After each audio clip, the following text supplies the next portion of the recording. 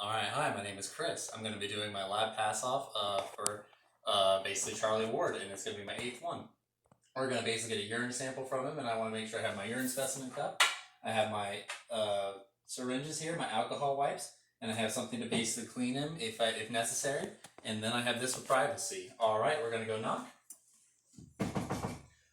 He's going to let me in. I'm going to say, hi, my name is Christopher Dennison. I'm going to be your student nurse for the day. I'm going to provide privacy. Alright. Now I'm going to make sure that I ask for his name and his date of birth.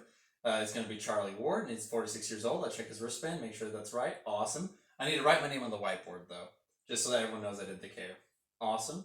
And it matches. I need to check allergies, too, just to make sure. And I want to do an assessment on him because we're doing a urinary sample. Do you know why? Oh, wait, I provided privacy, yes. Make sure that the bed's at a proper height, the bed rails are locked, and the side rails are up. All right.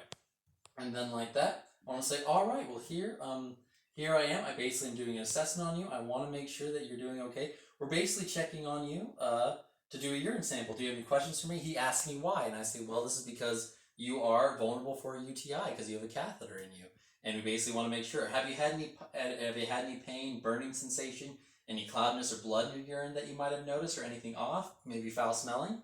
He says no, everything's fine. I'm gonna check here just to make sure if there's anything. It says there's about 50 milliliters in there, and great, so there's 50 milliliters in there, and it looks just fine. It looks a little bit dark, so I'll educate him on basically keeping hydrated and that we keep that up. All right, I need to make sure that I wash my hands and that I provide on clean gloves, and that I kink this tube. Because basically, and I'll explain to him, I'll be like, hey, I'm just kinking this tube, just because we need urine to collect up there, so when I collect it, everything should be fine. And that basically it's to collect up there and not in the bag, so I can get enough urine. Basically, the ideal amount is essentially it's gonna be 30, but we're gonna get what we can take because sometimes people can urinate well, sometimes they not. But we might have to wait about 10 to 15 minutes to get some urine. And so, but yeah, so that's what we're going to do.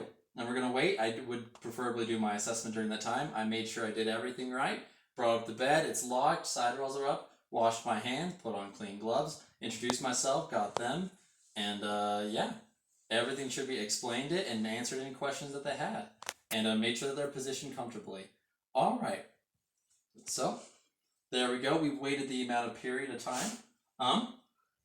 Awesome. And during that period, I could have done some cleaning if I wanted to. Basically, I would clean from, if I did, basically from tip to base. Retract the foreskin, clean under there, clean to the base. Use a different part every time that I wipe with a washcloth, and then dry it, and then I would replace the foreskin. And I would basically take off my gloves, do my hands, put on a new pair of gloves. Awesome. And now I'm basically going to go. So here's the port right here. We can come closer to it. I'm going to wipe it with an alcohol antiseptic wipe just to make sure that we keep it clean, prevent any chance of the UTI. And the UTI, I'm going to come here, make sure that this comes in and locks. We can come in closer.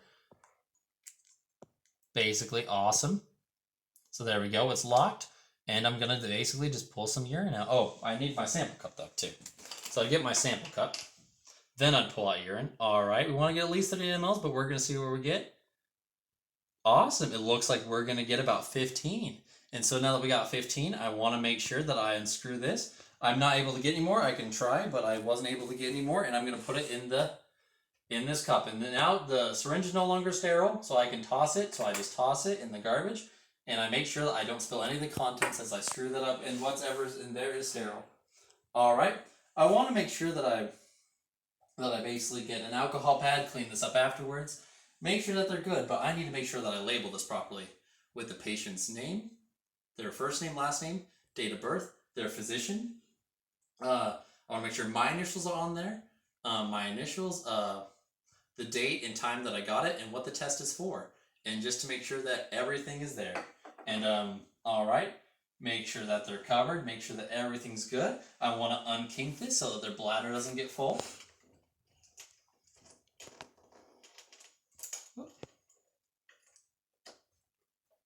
Great, and I want to make sure that urinary and that the urine will flow nicely, and I want to make sure that this is not touching the ground, and that the drainage bag is still below their bladder. Awesome. And so now I've done this again. I need to get this into the lab also in 5 to 15 minutes. Basically, if not, or 5 to 10 minutes, because if not, then I need to put on ice. I've got 15 milliliters. I need to record that to my output, and I want to check it just to make sure that there's nothing there. It looks like, again, it's just a dark yellow. So I might just want to educate again just on dehydration, but I already have, just to make sure that they're dehydrated. And if not, I'll just say, hey, we want to make sure that we're hydrated, just because it's going to promote the best ability for you to heal post your operation, and it's just going to help you out, and that's great. And don't be afraid to call me if you need water or anything. All right, and I'm gonna make sure again. I'm just gonna specify again, patient's first name, last name, their doctor's order, what the test is for, my initials, the date and time that I collected it. All right, and then I'm gonna do my ending procedures. I'm gonna make sure that their bed is in the lowest position, locked, rails are down. I'm gonna make sure they have their call light next to them. We'll just use this as the call light. So the call light is next to them. I want to make sure that essentially they have any essentials that they need. Their overbed's next to them. I'll take off my gloves, do hand hygiene, ask them anything, make sure that they're doing okay and that they understand what's going on. And he says that he does, which is great. I can then make sure he's adequately covered, remove privacy, and then document and do hand hygiene again. And I need to document that I have 15 milliliters of output and that I took this to the lab in 5 to 10 minutes, just to make sure that the urine stays fresh for them. And awesome, and I already said that I've labeled it correctly, which is fantastic. All right, so now that we've done that, we're now going to we looked and we saw that there was a doctor's order, and the doctor's order was essentially to remove the Foley catheter the next day. And so on the next day, we basically need to make sure that we have the order, we know what equipment they use. They use an 18 French Foley catheter, and they put 10 milliliters of sterile water in there, which is great. So that means that I've got to make sure that essentially, that I bring some anti-adhesive and everything to make sure that we do this as comfortable as possible. And I have my chucks, my cleaning materials, and then my syringe to deflate the balloon. All right, so here we go. I'm going to begin the beginning procedures. I'm going to knock. All right, hey, come in, awesome. And we check the order, we check the equipment and everything. All right, so I'm gonna say, hi, my name is Chris. I'm gonna be your student nurse for the day. Well, I'm gonna wash my hands at the nursing station, and then I'm gonna knock, and I'm gonna say, hi, my name is Chris. I'm gonna be your nursing student for the day. I'm gonna write my name on the whiteboard. Can you give me your name and date of birth? All right, so perfect, your name and date of birth. It matches right there, Charlie Ward, 46 years old. Any allergies? All right, anything that I should know of or anything? And I'm gonna basically do the same assessment for a UTI, but I want to provide privacy. So I'm going to provide privacy, raise the bed to a proper height, make sure the bed rails are locked, the side rails are up, and and that everything is okay. And I provided privacy, and I'm going to put on a fresh pair of gloves, hand hygiene, and a fresh pair of clean gloves. All right, have you had any pain, dysuria, anything like that of that nature, just to make sure that we're checking for a UTI? We already did a urine sample. The urine sample came back negative. He doesn't have any signs of a UTI. And we basically wanted to know that he's at risk for it and that we want him to be good. And I also have to record the output as well, and so I'm going to check the output really quickly. It says about 300 milliliters, which is fantastic, and so with 300 milliliters, I have to basically just make sure that I record that, but I'm going to drain it and see if there gets any more. So I'm going to explain the procedure to him. I've identified myself, I've identified him with 2 identifiers. Awesome. Bed's up, everything's great. All right, here we go. Okay. I have a fresh pair of clean gloves. I'm going to say, I'm going to removing your Foley catheter today. Do you have any questions for me or anything? He asks if it's going to be painful. I say it might be, and but we're going to do our best to make this as smooth as possible, I promise. And awesome. So once we do that, I've essentially got to all right, I've got to clean the area. I'll put the chucks under him.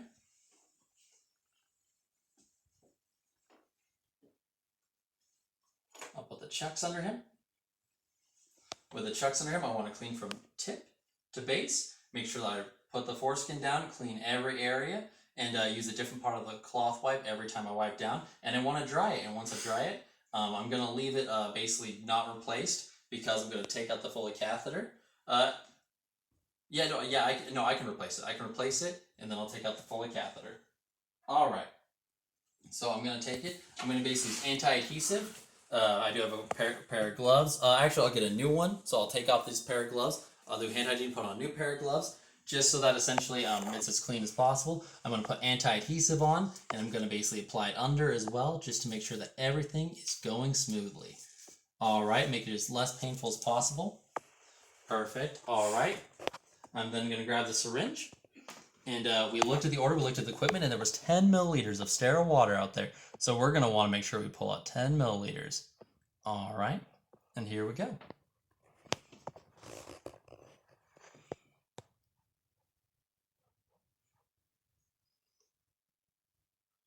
Well, that's great. Look at that. We got 10 milliliters of water. And here's the bladder, and we can see, yep, great, that is empty. All right. I can put that on. I can just discard that.